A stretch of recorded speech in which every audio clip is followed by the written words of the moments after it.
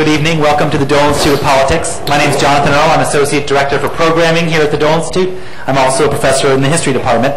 Some things that you've heard me say several times before. Please take a minute to turn off or power down your pagers and cell phones.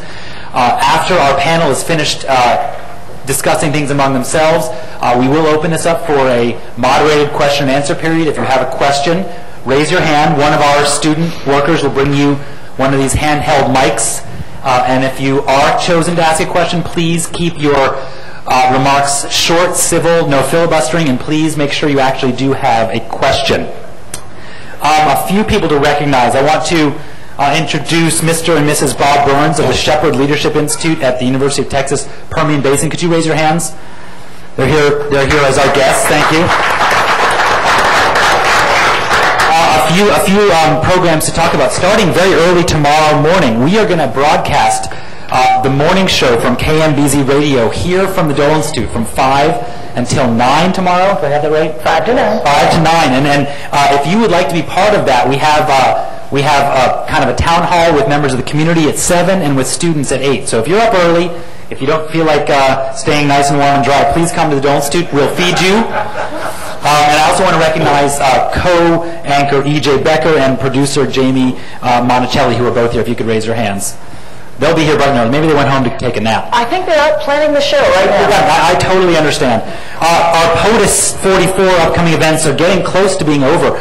This coming Tuesday, October 28th, we're going to talk about politics and the law. It's going to be the big story going into the election in the last 12 days. Ballot access versus voter fraud and all these things. We have a Republican lawyer and a Democratic lawyer who are going to talk to us about this. We have study groups continuing on Tuesday and on Wednesday, and then one final study group on the Wednesday after the election that I want to call your attention to. And I do want to not make any news, but we're going to announce the recipient of the 2008 Dole Leadership Prize tomorrow. So I can't really tell you who it is, but it is a former president who is related to the current president. I'll let you kind of connect the dots there. We're very honored, and it's going to be on November 16th. It's a Sunday afternoon. You won't have to miss any of the football game the day before or the basketball game that evening. It'll be kind of shoehorned right in there. It's going to be a really fun program. Anyway, welcome to the last 2 weeks of the longest, most expensive, and most extensively covered presidential election in our nation's history. I hardly need to add any more that it is also one of the most important, and it really is almost over. Sometimes it seems like the media is one of the candidates on the ballot, given how much time candidates spend running against it. You know what I'm talking about. The media is too hard on Sarah Palin, or the media is letting Sarah Palin get away with not having a single press conference. Joe DePlummer's had more press conferences than Sarah Palin. Or Chris Matthews is a sexist. Or Gwen Ifill wrote a book about Obama. She can't moderate the vice presidential debate. Or Rush Limbaugh broadcast lies about Michelle Obama's caviar habit at the Waldorf Astoria. She wasn't even staying at that hotel. So there's been a lot of running against the media. There have also been some high points during this cycle. I thought coverage of the primaries was pretty terrific. Some magazines have done some nice work on the policies of our candidates. And there have been some innovations. MSNBC has emerged as a kind of mild alternative to Fox News. I won't say equal until Rachel Maddow's ratings start catching up with Bill O'Reilly's. They're not there yet. And MSNBC also earned the ire of both the Clinton and the McCain campaigns, as well as the ire of Tom Brokaw, who actually works for the same company. YouTube continued to play a huge role in campaigns and in the coverage of campaigns. Blogs on both the left and right have broken big stories, and people have tuned in again and again to watch the candidates debate. Print newspapers are spending millions to cover the campaigns, even as readership numbers continue to plummet, and fewer Americans seem to trust the information they're getting from mainstream media sources, preferring to find the information on their own, on blogs, on campaign websites, on Jon Stewart, or I shudder to think, on Wikipedia. To discuss the state of affairs in the media and about this campaign, we have a very distinguished panel on the stage behind me. Terry Michael is founder and executive director of the Washington Center for Politics and Journalism, which sponsors the Politics and Journalism Semester to teach future political reporters about politics. This is a very important thing to do. Since 1989, the program has served 13 students each semester from over 50 affiliated universities. Terry began his career as a reporter for the Mount Vernon, Illinois Register News before beginning work in politics in 1973. He was a press secretary for the Democratic National Committee in the 1980s and for Congressman, then Senator Paul Simon, the Democrat from Illinois. Terry has served as a guest lecturer on media and the politics in both the U.S. and abroad for the U.S. Department of State. He's also a former adjunct lecturer at the George Washington University. We have Chuck DeFeo, Vice President and General Manager of the very well-regarded conservative online community townhall.com, as well as websites for Salem Communications' 5 nationally syndicated news talk radio hosts and its 26 owned and operated radio station websites. He's also co-publisher and editor-in-chief of the very newly launched and very handsome Town Hall magazine. Prior to joining Salem, DeFeo served as campaign manager for Bush Cheney in 2004. He also has done work for Senator and then Attorney General John Ashcroft, and he's also developed online strategies and managed internet operations for President Bush's latest campaign. David Schimke, on the far left there, is the editor-in-chief and general manager of the Utne Reader magazine. He's been there since 2006, an alternative media digest designed to spark forward-thinking conversations about politics, pop culture, and the environment. I guarantee you every issue is full of things that you will love and things that you will hate. It's a great little magazine. Prior to entering the magazine world, David spent 10 years working for the Village Voice Media Corporation as a staff writer, managing editor, and a media columnist. His political reporting, cultural analysis, arts criticism, and feature writing were honored on 3 occasions by the Association of Alternative News Weeklies and generated half-dozen Page One awards from the Society of Professional Journalists. Finally, Ellen Schenk, here on my left, has been the co-anchor of Kansas City's morning news on KMBZ for more than a decade. After graduating from the University of Missouri, please be civil, Ellen's broadcasting career has included jobs as a music disc jockey, talk show host, and even a brief stint at Metro Traffic, cut short, as she said it at dinner, by a most unfortunate air sickness incident. I won't ask her about that. Ellen lives in Lee Summit with her husband, Kevin, and their menagerie. I have one myself. Let's see, they have 2 dogs, a cat, and a horse. Wow. That's a lot of food. Oh, yeah. I'm really looking forward to tonight's conversation, and let's get things underway with Bill Lacey. Okay. Thank you, John. Well, thank all of you for joining us tonight. Thanks to the panelists. We're going to talk a little about journalism in a general sense, and then work our way to the campaign. And I'm not going to direct the question. I'm going to ask you to kind of jump in, and I may direct one occasionally. But let's just start by talking a little bit about the role of journalists and what expectations we should have from them in terms of political coverage. Well, I'll start. By the way, I came out here to find out what's the matter with Kansas. Why you people only care about your pocketbook issues instead of values. So if anybody can give me an answer to that, let me know. Not one of my favorite books, by the way. What's the role of journalism? I think you have to define what the media is, first of all. The media is so many things. It's progressive era, dispassionate, fair, objective journalism, he said, she said, coming down 100 years ago from when the progressives replaced partisan journalism with a new kind of independent journalism. And then along in the middle of the 20th century comes television, which kind of mimicked some of the ethical values of journalism, at least at the beginning, until they sold out to infotainment in the 1970s when they started making a lot of money.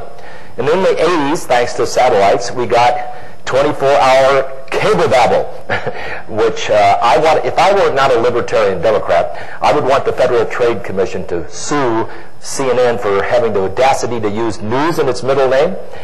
So we got cable babble, people engaging in verbal food fights, yelling past each other, and now we have a multi-million channel universe with the blogosphere, with YouTube, with a lot of people producing content now, not just consuming it. Some of it responsible, and I think there's a real good place for partisan ideological journalism if it's intelligent discourse as opposed to people lobbing verbal food fights like the guys at MSNBC, Olbermann and Chris Matthews did during the convention. They threw them both off the air for a while. So you gotta know what you're talking about. I think 1,000 flowers can bloom, and I want them to. There's a place for all kinds of journalism, but it has to be intelligent, fact-based discourse, or it cheapens the public discourse. Well, I think that's where journalism is failing too. And I think it's particularly interesting talking about the election. The election coverage is horse race coverage. It's event coverage. It's game coverage. So you're watching journalists and reading journalists, essentially just covering the day-to-day event, tracking the polls, why are the polls changing, what do the polls changing mean.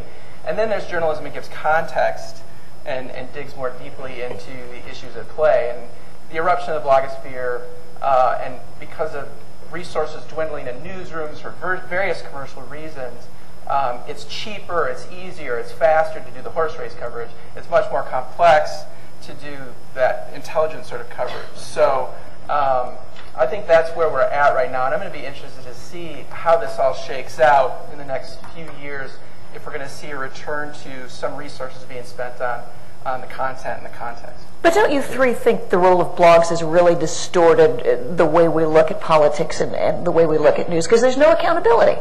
No. The initial question was, what is the role of journalism? I would first take a step back and say, what is journalism?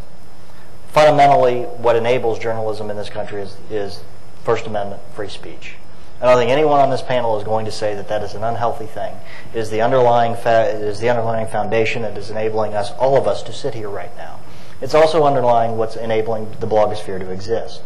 So that concept of free speech, no, we can't yell fire in a crowded theater, but the concept of having an opinion, informed or not, and being able to spout it off and sit there on that proverbial street corner on a soapbox and scream it. We all have that right. So, but does that constitute journalism? In the current environment, what we've talked a lot more about is the concept of a professional journalist and amateur journalist. And clearly, most bloggers out there are amateur journalists. There are professional journalists who have chosen to blog that do bring into a certain level of fact-checking, a certain level of background, and journalistic best practices into what they do. The blogosphere as a whole, though, is something that, frankly, has always existed. That concept of, somebody sitting at the hair salon or somebody sitting at the train station and sitting there talking back and bantering back and forth and espousing on an opinion. The difference is it's a lot more transparent, it's a lot more viral, to use an internet term, and the velocity in which it can move through it, rather than sitting there and saying it to 2 or 3 people, it can move across to 100,000 people. So is there danger? Is there greater potential for good information and misinformation to move? Yes. But in the terms of the volume of what is out there, in this multi-million verse that you just described, I think it's an incredibly more healthy environment. To have those opinions out there, have multiple, in that, I don't want to get too geekish, many-to-many environment, in which both professional journalism and amateur journalism, which has always been going on, out there in a much more healthy and transparent way. What expectations should we have from journalism, though? Should we expect them to give equal coverage to the candidates? Should we expect them to be fair to the candidates? I mean, realistically, all of you guys have been in journalism or are associated with it your entire career. I think that's actually one of the problems with traditional journalism. It tends to, in order to live up to its objective, fair, dispassionate, it tends to weight things too equally. It tends to present two sides of very complicated issues, which is why I think there is a real place for partisan ideological journalism as long as that journalism is fact-based argument. Opinion writers on op-ed pages of newspapers are journalists. They take positions. They cease being journalists when they simply shill for a political party or a cause and move from fact-based argument to propaganda. Insofar as whether the blogs cheapen discourse, I don't think blogs can hold a candle to cable in cheapening political discourse. Cable is cheapening political discourse. It's confusing people into believing that it's journalism. I think the worst offender almost certainly is CNN putting Lou Dobbs on as an anchor. Lou Dobbs is a nativist demagogue, very comparable to Father Coughlin in the 1930s in our last depression. He confuses people into thinking this is journalism.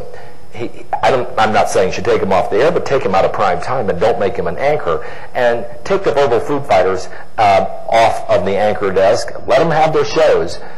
Let them rant if they want to, but I think that does cheapen discourse. So where do you balance giving people what they want or what they need or what you think they need? And who's to say what they need?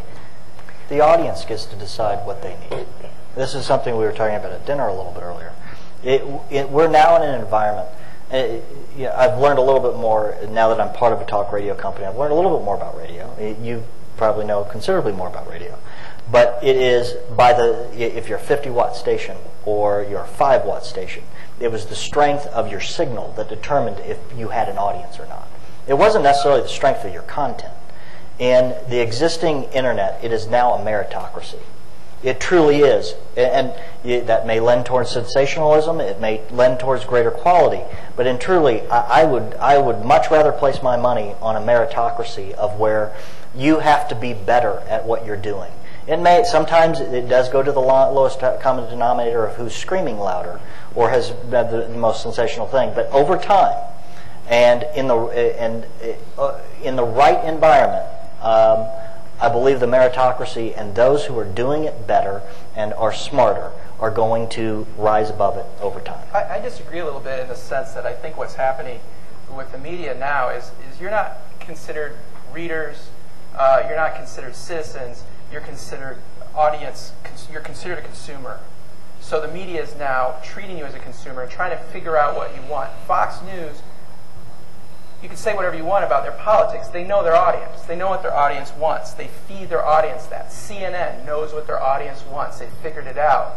And so as a result, what's going to happen, I fear it's not a meritocracy. It's not a meritocracy based on coverage or quality of coverage. It's a meritocracy based on who does the best job of ginning up the audience. Are you talking for democracy, in my opinion? The overall cumulative audience and the percentage that Fox News or CNN represents in the broadcast world is small. Right. It's even smaller when you look at what they represent within the web world. Mm-hmm. And that's kind of where I was going through, which is in the internet world, it truly is a meritocracy. Yes, by the fact that they're a larger brand, they're attracting a larger audience on the internet. We haven't gotten into a little bit more of where you're talking about. And you've got your historical riff on the state of journalism and broadcast versus and where we've gone into interactive. I got a whole long riff on how broadcast media was really the demise of voter participation, and that's part of the reason why we've seen in the last 4 to 6 years that the internet is what's driving greater participation, is that it's truly an interactive medium and people are truly interactive in the electoral process. But the basis of the interaction, it seems to me, is what they're commenting on, and they're commenting on the news that's being reported on Fox or that's in the New York Times. The blogosphere wouldn't exist without the mainstream media. It's the grist for the mill. So that's in its current form, but we are still seeing it in its infancy. They're seeing themselves as reactive to what has existed in the mainstream media. I don't believe that's going to be true 10, 15, 20 years from now. I'm not worried about the blogosphere displacing the mainstream media. I know some people in mainstream media are somewhat jealous of the attention that these non-journalists get. My fear is that mainstream media, particularly print journalism with its set of ethical practices that J schools like this J school hand down from generation to generation, can't find a business model to be profitable. Right. They are battling, and let me give you an example of what results from this. In the last year in Washington, Copley newspapers in San Diego shut their doors 3 weeks ago. Newhouse Bureau eliminated its bureau. Chicago Tribune and LA Times are merging. The Dallas Morning News went from 12 to 2. They're going to go out of business soon. Decimation of news coverage by traditional newspapers from Washington because they are losing money hand over fist. So we need to protect somehow, with some kind of business model, these people who are honest brokers. That doesn't mean we need to get rid of the blogosphere. What we need to do is to train people who are bloggers to write an essay form, premise, argument, and conclusion, and not engage in rants. I try to teach my students that. Because the ranters are out there on cable babble, whether they're Papa Bear O'Reilly on Fox or whether they're Keith Olbermann. they are seeking audience from a very narrow slice of the electorate by yelling at the top of their lungs. And I think that's really unhealthy for the political discourse. But I'm glad, as a blogger, I could never have gotten attention for my crazy libertarian Democrat ideas by being published in the Washington Post or New York Times op-ed page. There's little space there. I can now create content and find an audience for it through viral media, and got a following for my work. So I'm really happy we have the blogosphere.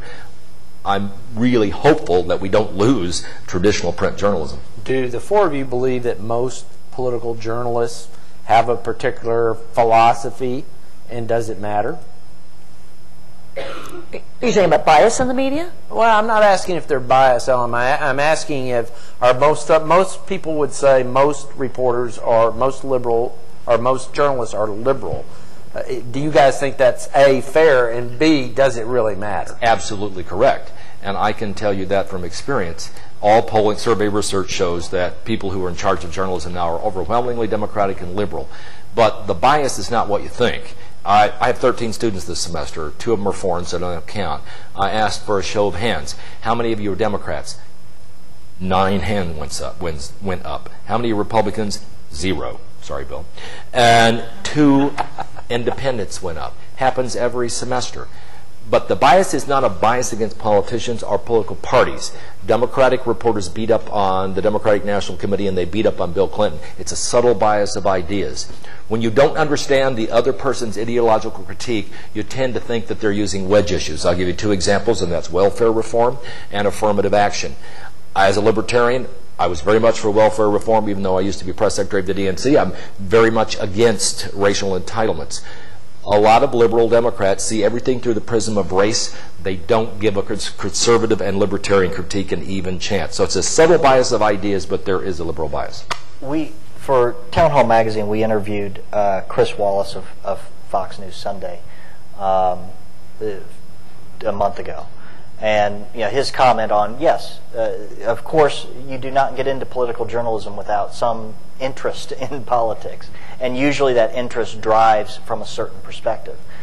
What a journalist must do, and what a lot of journalists are failing to do, is recognize what their biases is. They may recognize I tend to like a Democrat candidate, and what they need to be doing is recognize that it exists and filter it out. What a lot of journalists fail to do is recognize what their biases are, even the subtle biases that exist. EJ and I talk about this. In fact, we talked about this week, because we're always getting emails, oh, you're obviously for McCain, you're obviously for Obama. And we both know, everybody has some sort of bias, and we're leaning a certain way towards a candidate, but also every day we sit down and we think, okay, are we asking this question because of our own personal inclination, or is it the question that needs to be asked? I think you fight that on a daily basis. And hopefully, most of the time, it comes out pretty even-handed. I don't think it always does, but you try. I think it's actually, again, I sort of disagree. I think the problem is that the mainstream media in particular pays too close attention to whatever they perceive their political biases to be, and more importantly,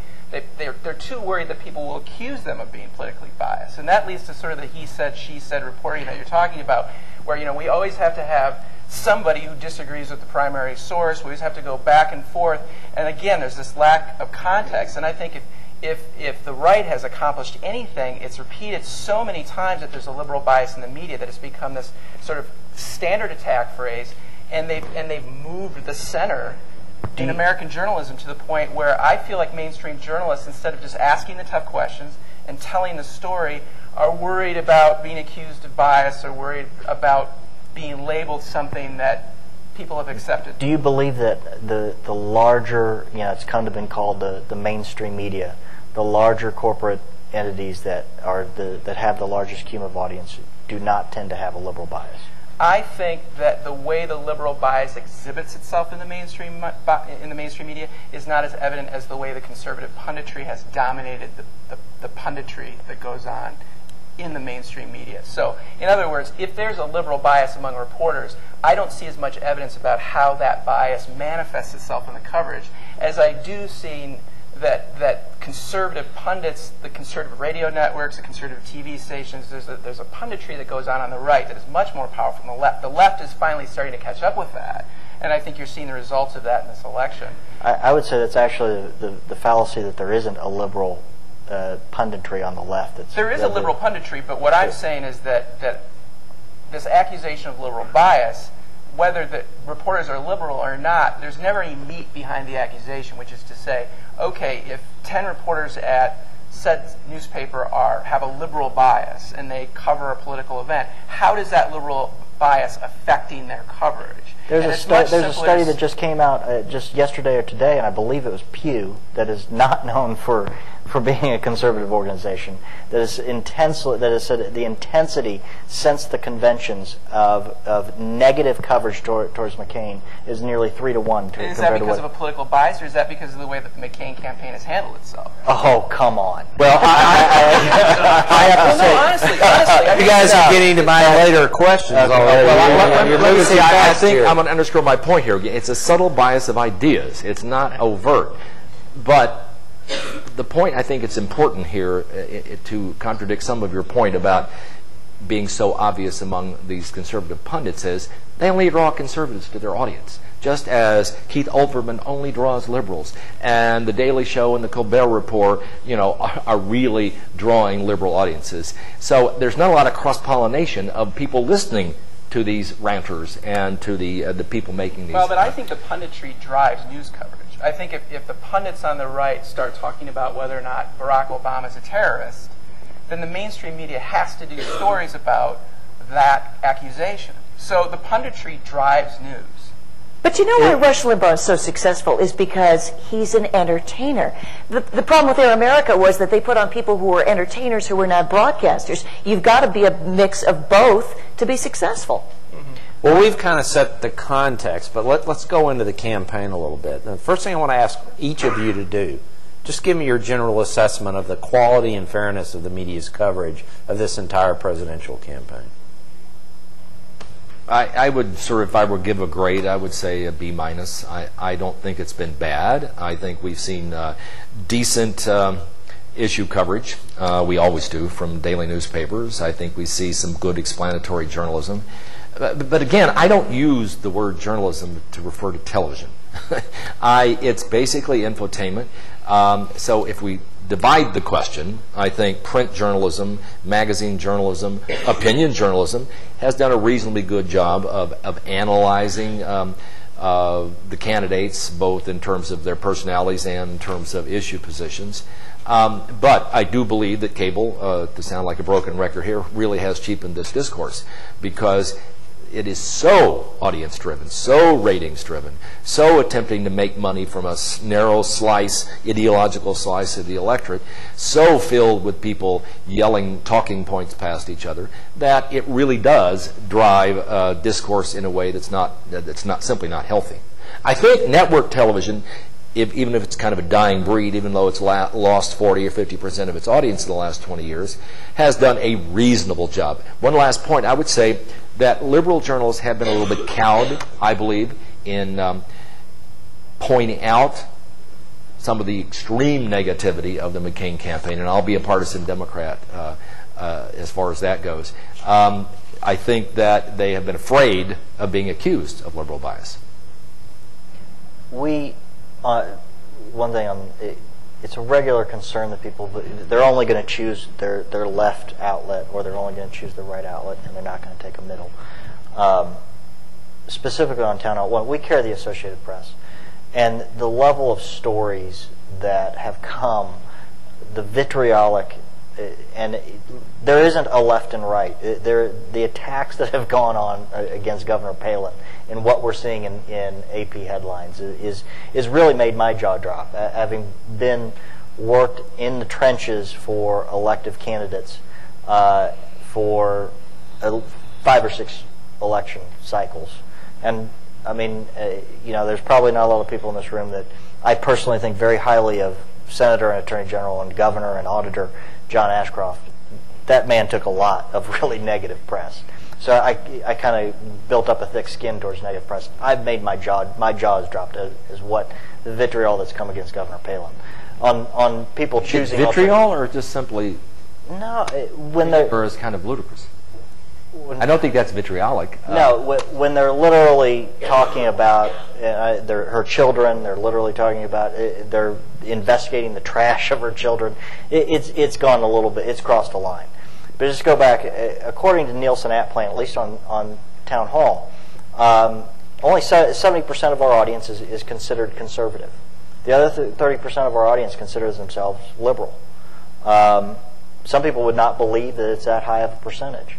We have 30% of our audience that's coming and engaging in our center-right content because they want to see and engage with our community of center-right audience. I think that's true of the Huffington Post, and I don't know if I'd say it's true of the Daily Kos, but there are other liberal websites that I've heard similar stories that are just the opposite. Grade the media coverage. Just give them a grade. I honestly think,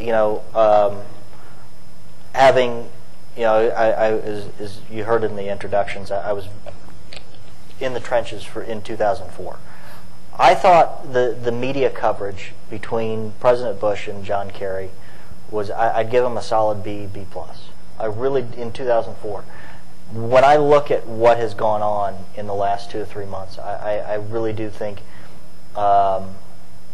the outright cheerleading that I've seen has really made my jaw drop. It is not something I expected. I think that's revelatory, because I actually don't see a whole lot of difference between 2004 and 2008 in terms of the way this election's been covered.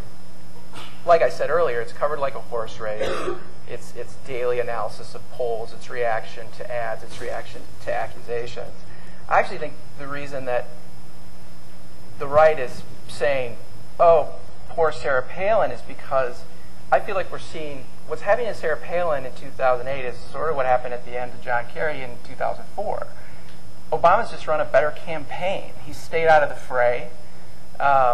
When he chose Sarah Palin, it was the defining moment of his campaign. It is the most significant thing he did all summer. And the fact that she's been questioned, the fact that she didn't handle herself particularly well out of the gate, and the fact that they knew they were throwing someone into this that wasn't ready yet, they couldn't have not expected this sort of coverage. I find it amazing that I find you are choosing to call those facts. That's where your own bias is coming through. But I guess I have a hard time. It's really interesting to me because I think you can sit down. There are magazines and websites dedicated to how biased the media is both ways. We could sit here and come up with examples of how the media has been especially hard on Sarah Palin, or especially hard on Barack Obama, or especially easy on Joe Biden, or what have you. I think there's examples across the board. The question is, how would you grade the media? And I'd give the media a solid C, and I would have given them a solid C in 2004. I don't see any difference except that there's more coverage and it's been a much longer campaign. Rush Limbaugh will say, and yes, our station carries Rush Limbaugh, but this morning I was listening to the reruns driving in, and he was saying the attacks on Sarah Palin have a certain amount to do with the fact that the elites, whatever you want to call that, consider her unsophisticated. Do you think it's that? Do you think it's the fact that she's something of an outsider? Or is it a bias against the fact that she's a woman? I don't think she's being attacked. I really don't. I think she's being asked tough questions. I mean, this is a woman that stands up without any compunction and calls a presidential nominee from a major party anti-American, questions his patriotism, says that he has a relationship with a terrorist, which, by the way, hasn't really been explained what that means or why that matters or who Bill Ayers really is. So, again, I mean, I feel like I find it amazing that people like Rush Limbaugh and Karl Rove are acting as if their feelings are hurt, and we've sort of all of a sudden politics have gotten muddy and dirty. Those guys wrote the book on that stuff. So, I just don't have a lot of passion for it. I don't have a lot of compassion for it. And I think this bane about bias, I mean, Barack Obama has been the focus of the media since he was running against Hillary Clinton. The guy's essentially run 2 presidential campaigns. The real problem with the mainstream media and Sarah Palin is she won't talk to them. What do you expect from people whose job it is to try to vet these candidates, to ask them questions, to try to get them to reveal themselves, and McCain handlers withhold her and then make the phony excuse about, until she gets some respect, we're not going to let her out. It's clearly they're clearly admitting that they don't think she was ready for prime time. Would she have been well served to hold a news conference fairly early in her candidacy? I don't think she would have been well served to do that, probably because I don't think she was ready for prime time, and that is the problem. But that's the tension you have between mainstream media and her. If she had been vetted the way Obama or the way Clinton or McCain was for years, and people knew a lot about them, they were ready to answer questions. So she wasn't ready to answer questions. So the fact that she hadn't been on the national stage for years disqualified her from moving to the national stage? No, we just don't know. Well, I didn't say that at all. It doesn't disqualify anybody. In fact, most of the people we elect as president are people who were never on the national stage. We elect governors. We don't elect senators. This goes back to that question that we began with, which is, what is the role of journalism? Legitimately, there is a role of journalists to, quote-unquote, vet candidates. How do you vet somebody who won't talk to you? But at the same time, what I was talking about at dinner earlier was there's also a legitimate reason for a denigration in trust between journalists, and have journalists. There is a fallacy of unbiased in mainstream media.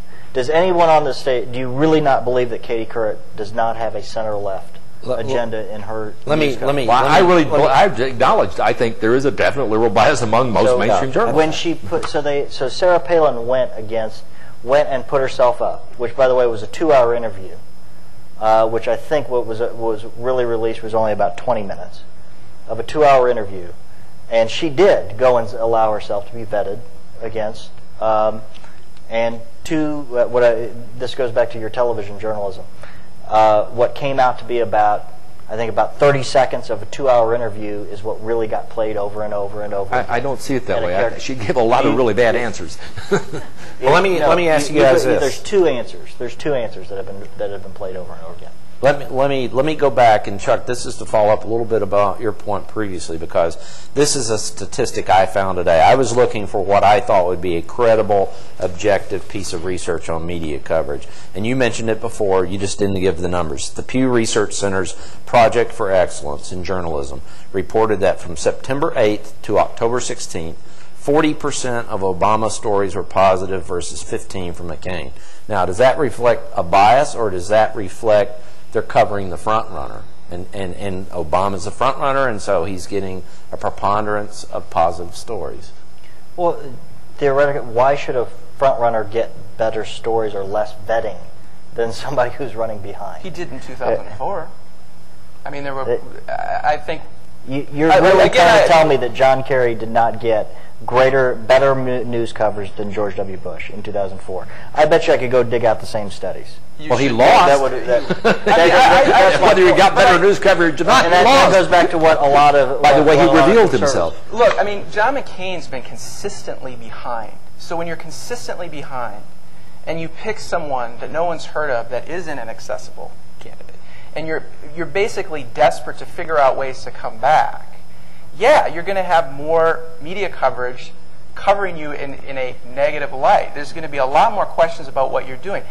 Barack Obama's been ahead all summer. He continues to be ahead. So a lot of journalists and a lot of people in the Republican Party, by the way, think he's going to win. So, and I don't know that that's going to happen. But do you believe? Wait a minute. Do you believe when the New York Times runs an unsourced claim that John McCain had an affair with a lobbyist last February? Do you believe that was? I think they think it was a mistake, and they said so. No, when did they say so? They've admitted it publicly. No, I have never seen that statement. The managing editor of the New York Times has said that it was a mistake. Yes, they have. And do you believe that level of journalism, so when that happened, okay, you said in February, do you believe that attitude has changed in the last 2 months?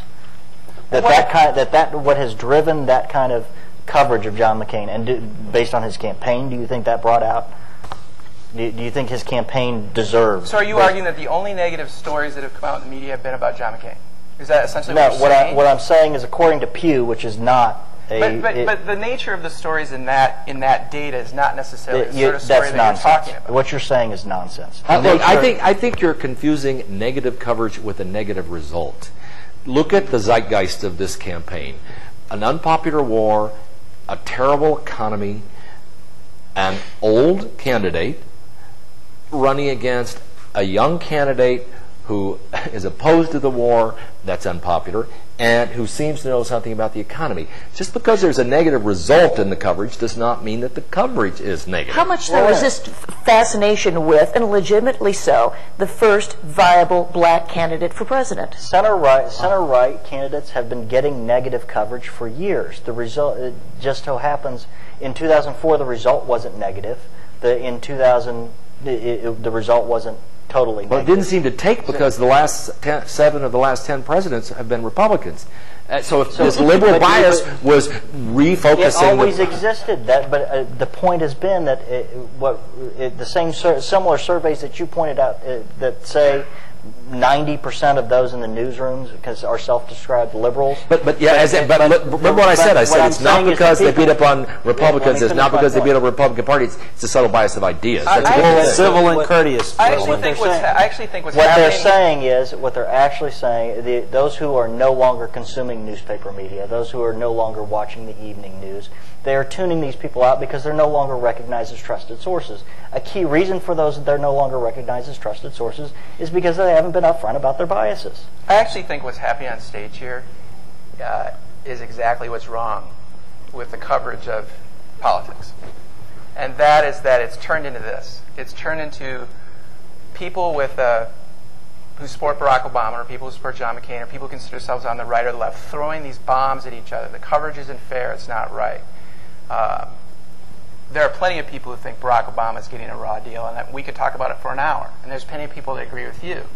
The issue at hand is what job is the media? How good is the job the media is doing of covering the issues and covering the campaign? And that's why I'd give them a solid C. There's great coverage of, I can get up every morning and tell you who's ahead in what state and by how much and how it's affecting said county and how the candidates are responding. But at the end of the day, there isn't enough analysis and there's not enough explanatory reporting about what these candidates would do if they got elected, what the issues of the day are, what's important. I actually think the best way to make a decision about who to vote for is to ignore the campaign coverage and read about the issues that are important to you. What's going on in Iraq? What's going on with healthcare? What's going on with the environment? What are the issues at hand?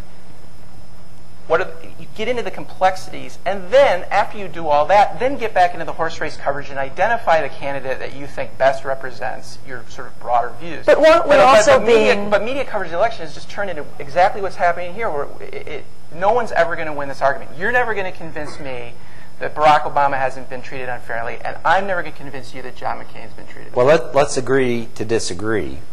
And let's move on. And Ellen, this question's for you, but it's for everyone on the panel.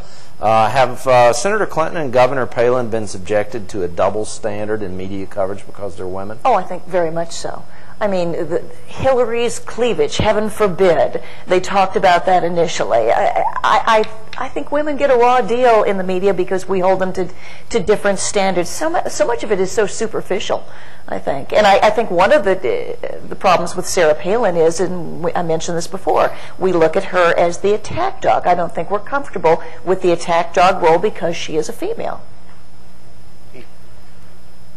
What do the rest of you think? I don't think there's gender bias. I think that's way overstated. I think that... So you think Hillary Clinton had a fair shake? Hillary Clinton was almost president of the United States. You look at that picture of the young man looking up through Sarah Palin's legs, and you don't think that's biased? What? No, I don't. I think that, as a matter of fact, there's a male bias for Sarah Palin. I do also think that, to counter that, a good example of people are fascinated with the way people look. They're fascinated with Joe Biden's hair plugs and whether he had Botox or not. Which he did. Which he did. I'm certain he had Botox. I'm a little younger than him, and I still have the wrinkles. So everyone had a chance to observe that. Yeah. So I think we've moved way beyond that, just as I think we've moved beyond race. I think we're about to end identity politics in America, and I think that's a very good thing. I hope you're right. I don't think you are. No. I can say... I'm neither right nor left. I'm libertarian.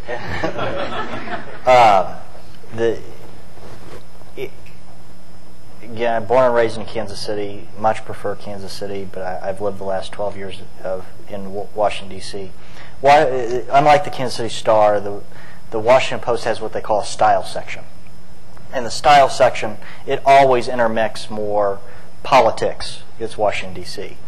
The level of what Hillary's shoes are or what Sarah Palin's shoes are, the coverage that the Washington Post style section has given to these two female candidates, dress and attire and all these things.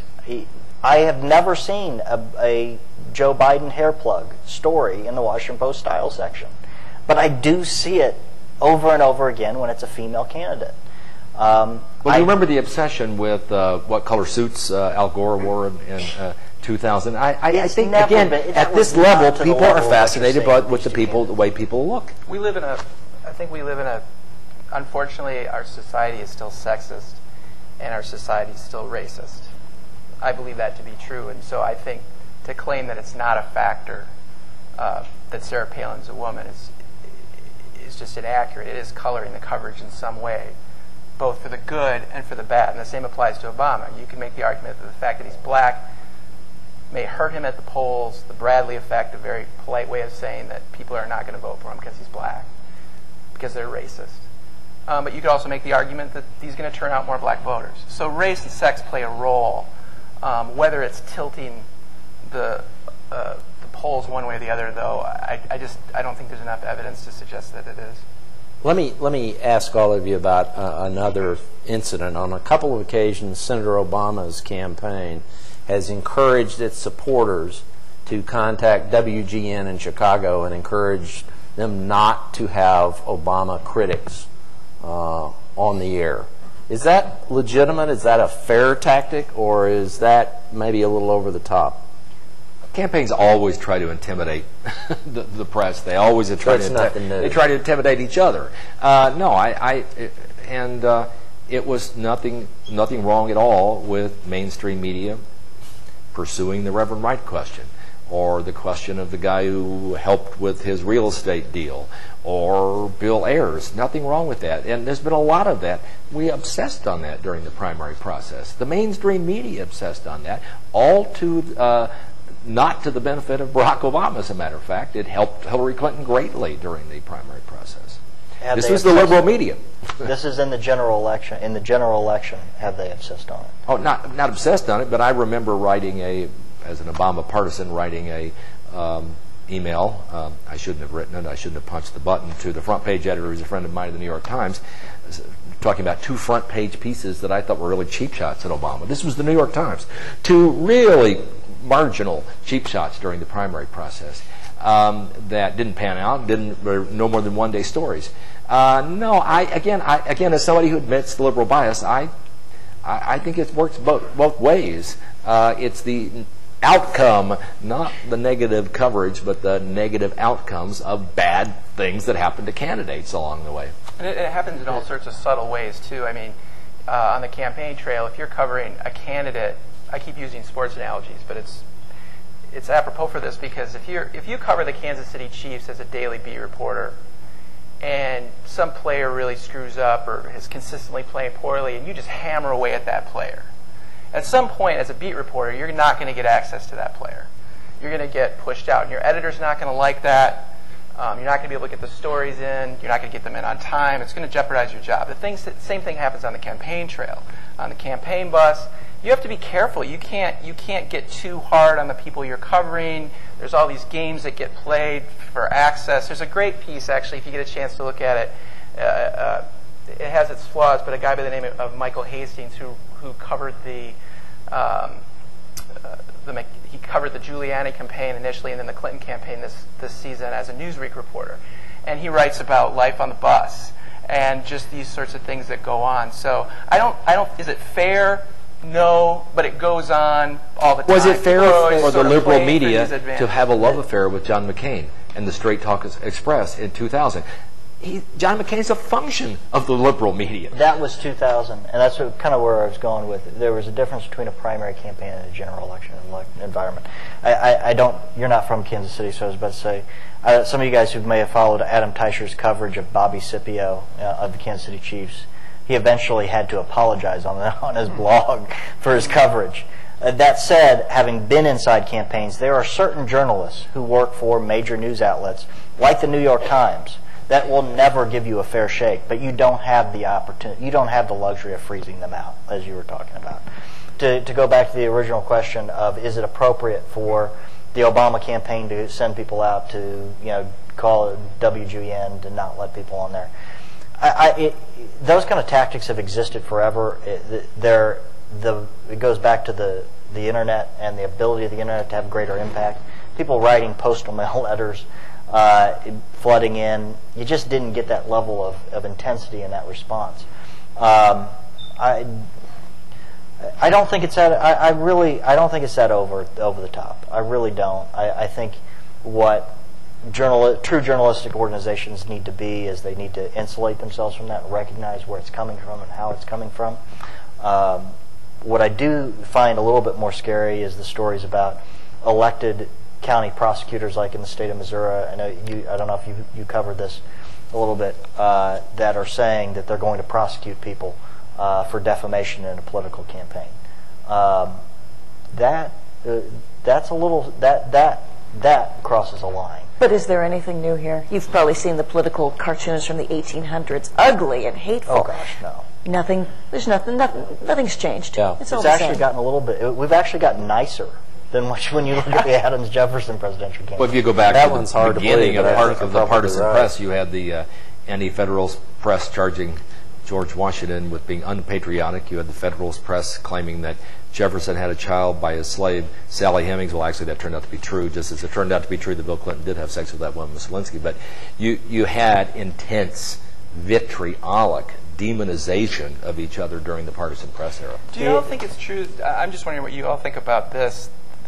I've heard a couple campaign managers on both sides say that it's harder to game out a plan now because you just don't know what the media is going to do and you don't know how to react. And so while the vitriol is at the same level or perhaps even not as much, there's so much access to this stuff and there's such a response to it from the candidates and there's such a back and forth that it really does affect the outcome of these elections. Well, the 5-minute news cycle has made it impossible for those of us who spend our careers trying to manage the news.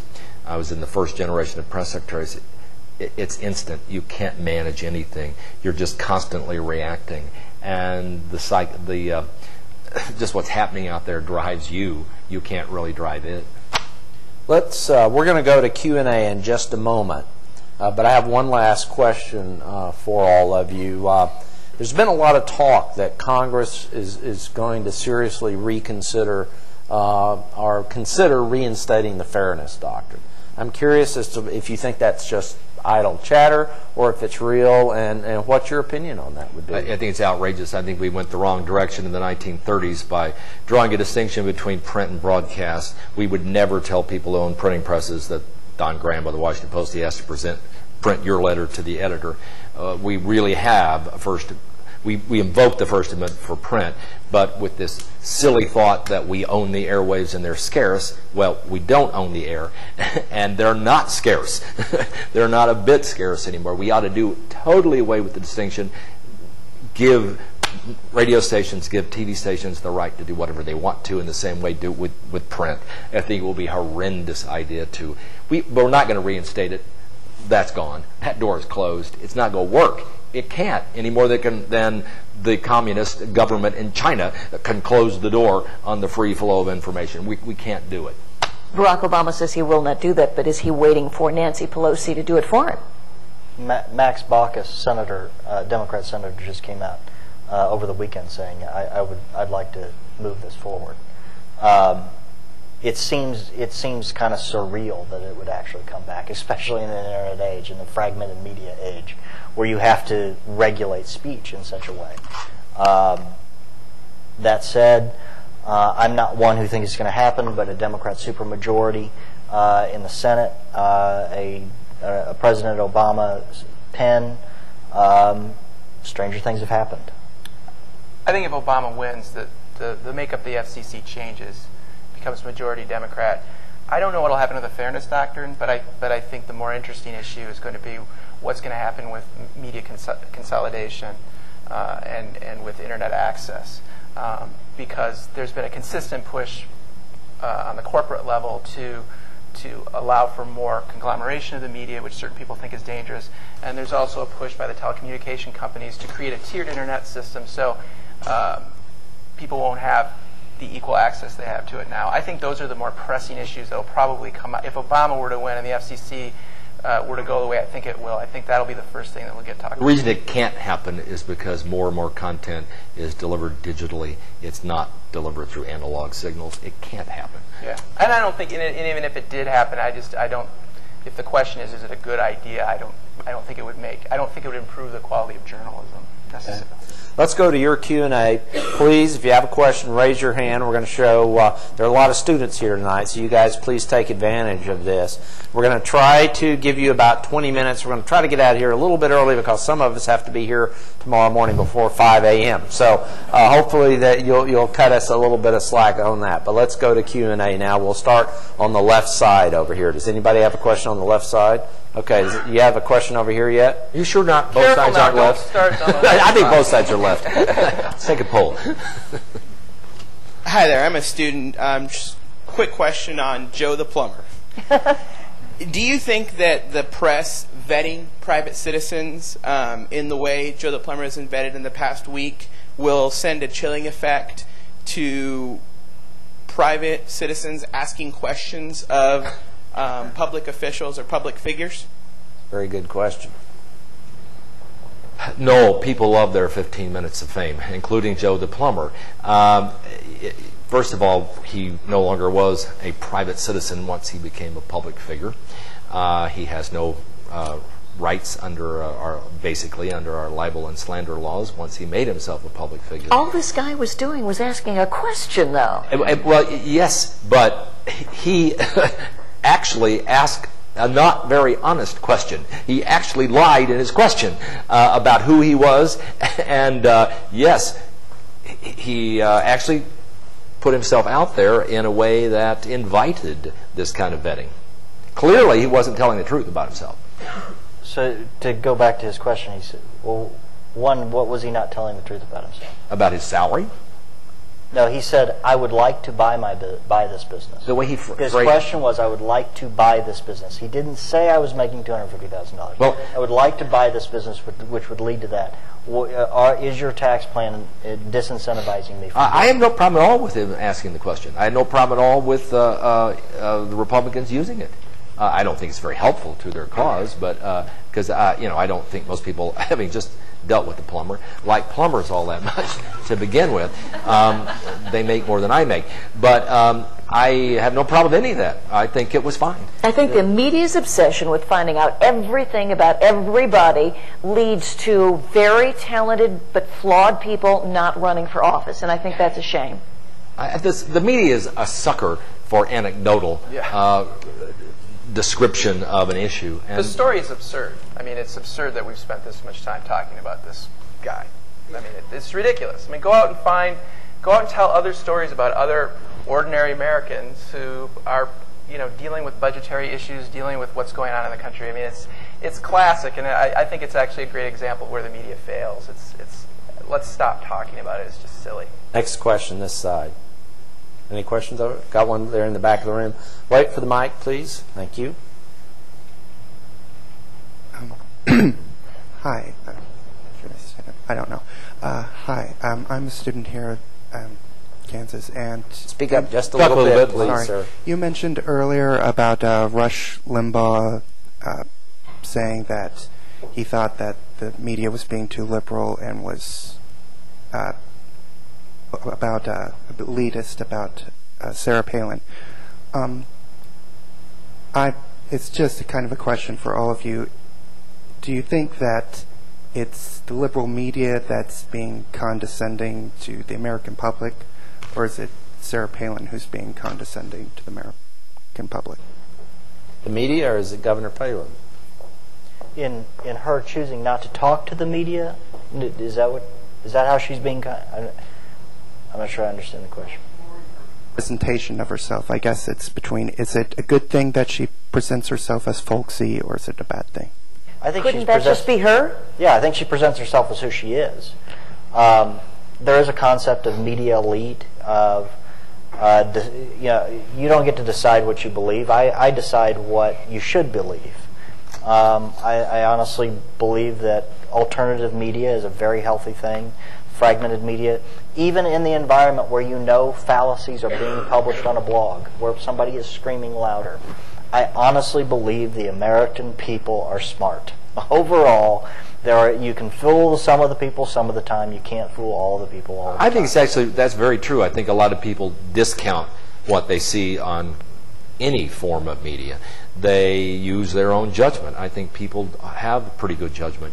I think people can roughly vet these candidates on their own through face language, body language, the way they speak, whether they are, even-tempered or whether they are, get mad easily, whether they speak professorially, which can hurt a candidate like Obama with some people, or whether they, just speak in blunt, kind of angry tones sometimes. I think people get that. My mother in 1984, she died this year, and she was 84. And in August of 2004, I said, "Mom, did you watch Bush's acceptance speech?" And she said, "No, I can't stand to look at it," which I knew she would say. And then I said, "Well, what do you think of Kerry?" And she said, "This is a Depression-era Democrat who I drove Democrats to the polls. Oh, I can see right through him." Meaning, she saw this guy trying to have everything both ways. I was for the Iraq War, I'm against the Iraq War. I was for the Vietnam War, I was against the Vietnam War, which is what lost the election for John Kerry, not Swift votes. She judged not on a set of issue positions, a checklist. She judged using the intuition, what we used to call women's intuition, we now call blank thinking. She was able to quickly size up both of these guys, and though she voted Democratic, she didn't really like either one of them. Well, Sarah Palin's interesting because she's a very specific strategic choice. I mean, they picked her for a reason. They picked her to motivate. I was at the Republican convention, and I can tell you it was a dull, uninspiring, potentially catastrophic convention until Sarah Palin was on the stage. That's what they wanted, that's what the base wanted, and that's what they got. So it was a calculation on the part of the McCain camp, and if it would have worked, then we'd all be talking about how brilliant the McCain camp is.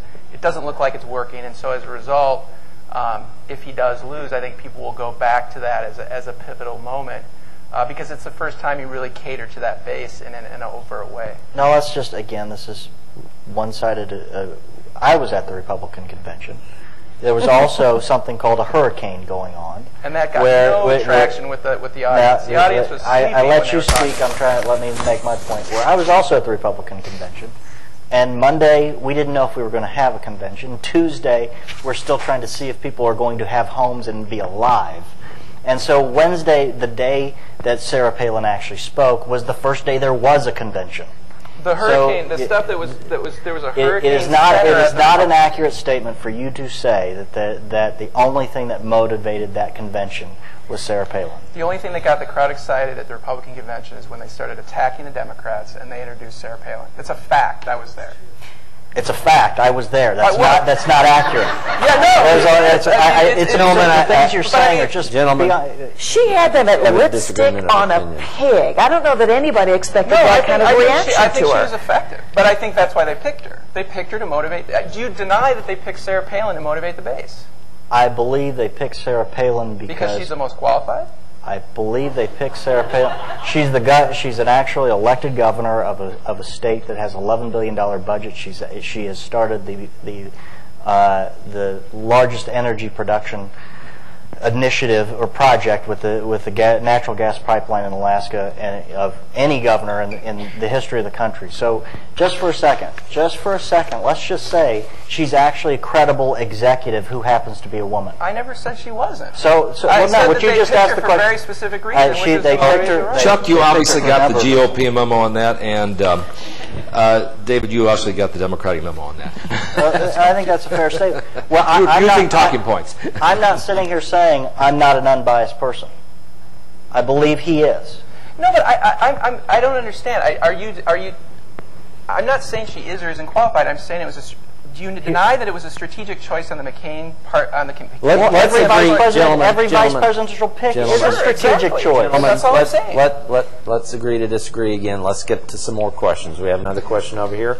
Alex, we have a question right here on the front row. Oh, okay. Get that one first, and then we'll get you next, sir. Mic on? Yeah, it is. I guess I get confused because I hear, well, there's not bias. Yes, there is bias. No, there isn't bias. It goes back and forth.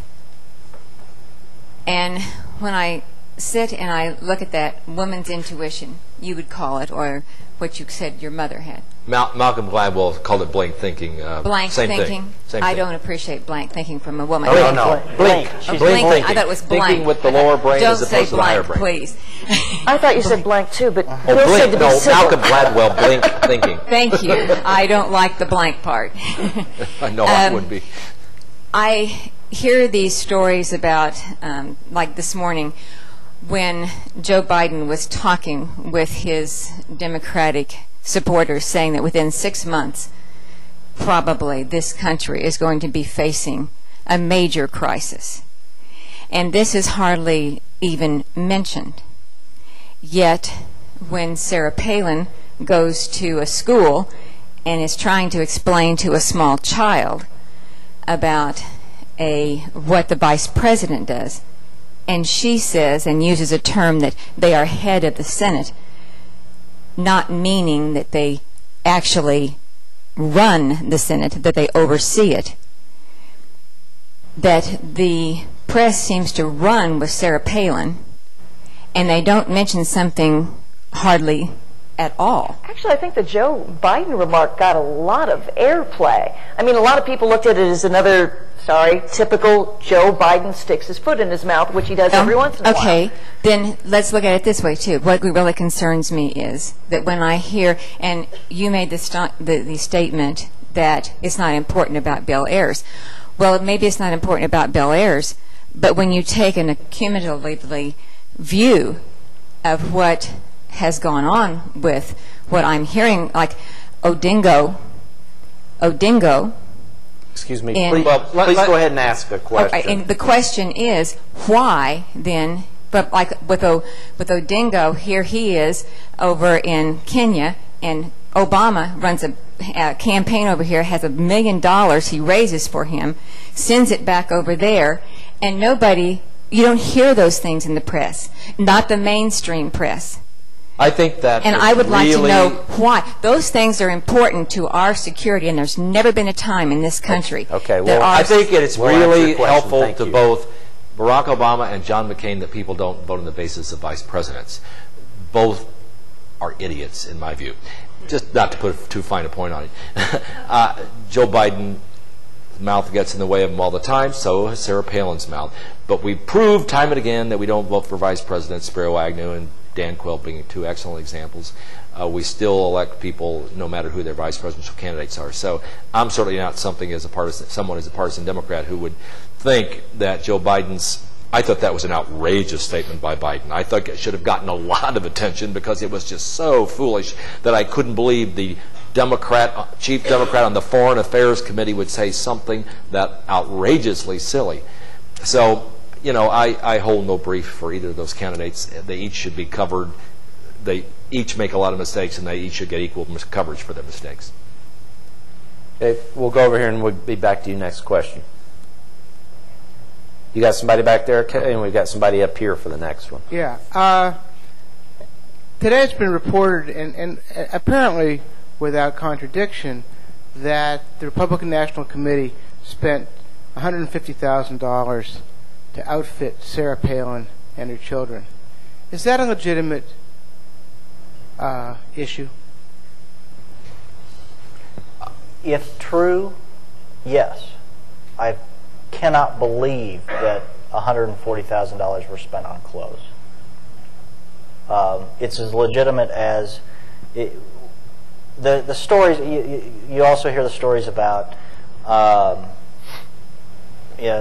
John Edwards' haircut, $500. It's an indication of who you are as a person and a disconnect between the average person that should be going to the voting booth.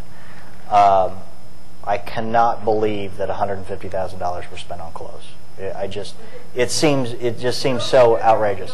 There's been no denial from the Republicans. I've seen it. I believe that story came out today. There's an AP story out there, and as we know in the news cycle, what actually plays out as a story evolves. As I said, I've seen a 5 or 6 graph story that says, yeah, they went to Neiman Marcus. I have not seen that I have not actually seen it, or the campaign actually respond. I have not seen a print story. I thought the McCain campaign's response was a good response, which was to say we have more important things to worry about. I mean, it's the sort of story to me that, you know, we were having this talk. This actually came up when we were having dinner earlier. You know, is there a double standard at play in terms of, and $150,000 is a lot of money, but is there a double standard at play for how a female candidate needs to look? I guess the question is, and maybe it doesn't matter, is this the RNC's idea, or was it Sarah Palin instigating this? Right. Well, I think there's only one legal question: was she trying to expense her life without her own taxable income? They claimed, okay, we're going to donate it to charity. In other words, the benefit would not accrue to her. I don't care how much money they spend on their clothes, but we see politicians who expense their lives on their campaign accounts all the time, and who do things like have all their lunches or all their dinners on their campaign accounts, and therefore they don't have to use their post-tax income. That is the only real legitimate question, I think, that is there. The other question is a tonal question. Is she obsessed with her appearance to the point that she has to have $140,000 worth of clothes?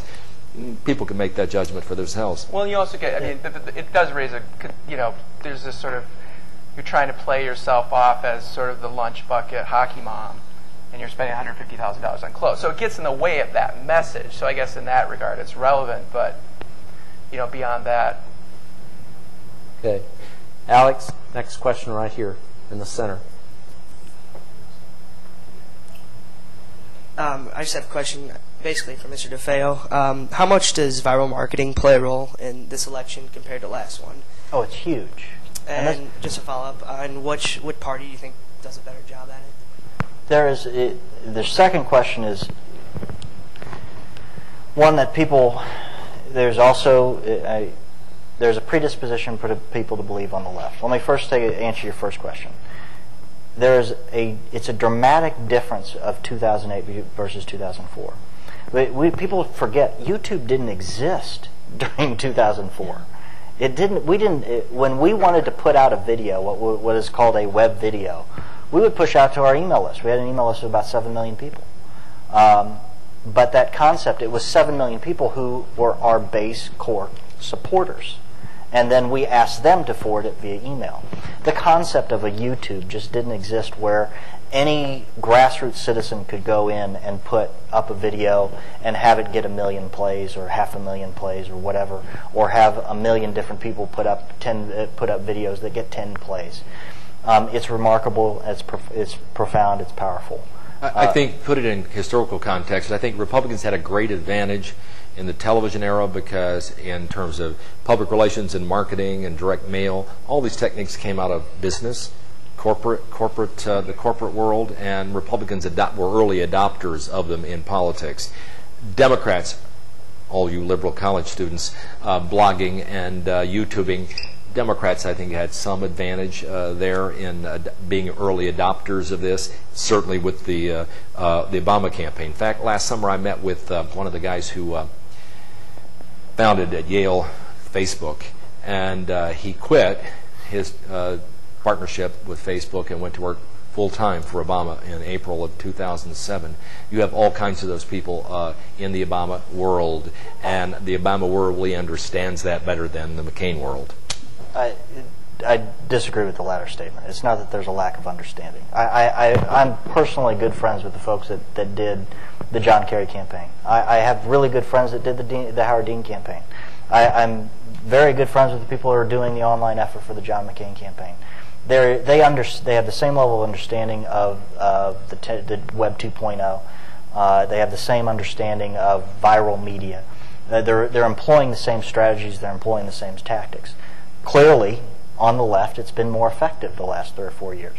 It's much more larger. It's indicative of the environment and the state of the two parties. Rush Limbaugh himself will recognize that Bill Clinton dramatically improved his audience in 1993. Conservative talk radio took off in the 90s as a countermeasure to the Clinton presidency.